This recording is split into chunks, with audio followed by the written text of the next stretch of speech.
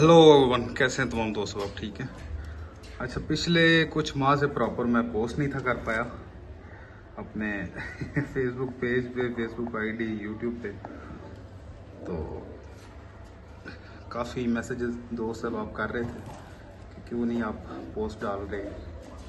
तो दोस्तों, first of all माजरत तमाम व्यूवरशिप्स जो व्यूवर है मेरे। तो मैं थोड़ा सा बिज़ी था, बस ड्यूटियाँ ट्रेनिंगें, बस इन्हीं चक्करों में।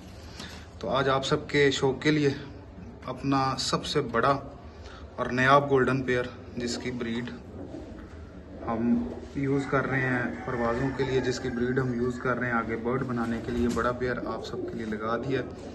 हाँ, कोई शौकीन जिसको इसकी वैल्यू का पता हो, जो समझता हो इन बर्ड्स को, वो रब्ता कर सकता है। और कोई लेना चाहे तो मैं दे दूंगा, कोई इशू नहीं। बाकी शौक आप करें, लेवल देखें पेयर का, क्वालिटी चेक करें।